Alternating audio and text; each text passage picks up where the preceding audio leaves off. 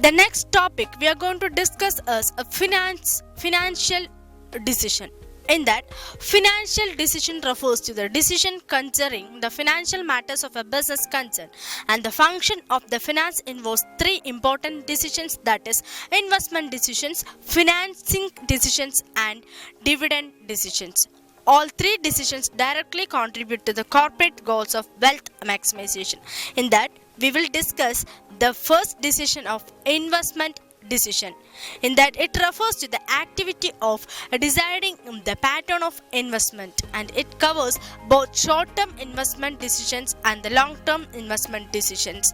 The long-term investment decision is referred to the capital budgeting, and the short-term investment decision as working capital management. And capital budgeting is the process of making investment decisions in capital expenditure, and there are the expenditures, the benefits of which are expected to receive over a long period of time exceeding 1 year, and the finance manager has to assess the profitability of various projects before investing of the funds.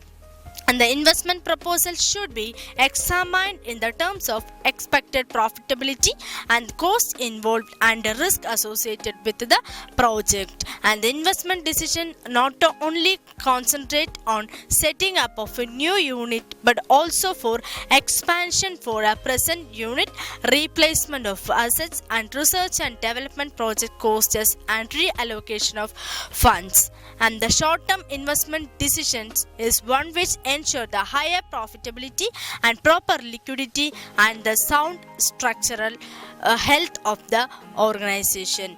And the second one we are going to discuss is financing decision. That means it is another important decision where a business concerned to a maximum care in financing to different proposals, and the combination of the debt equity directly contribute to the profitability of a business unit and reduce our financial risk.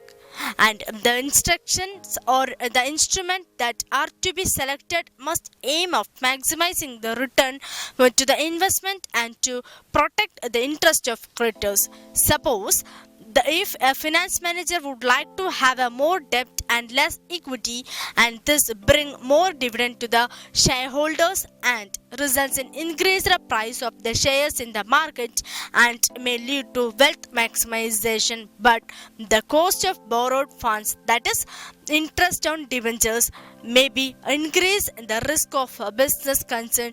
Most of the earned funds will be used on the payment of interest on the borrowed funds, which is also called as financial risk. Hence, he should be intelligent and tactful in deciding the relation between the debt of the equity. The next, let us discuss a dividend decision. In that, this relate to a dividend policy, and the dividend is a part of profit which are available for distributing the equity shareholders, and the payment of dividend should be analyzed in relation to the financial decision of a firm.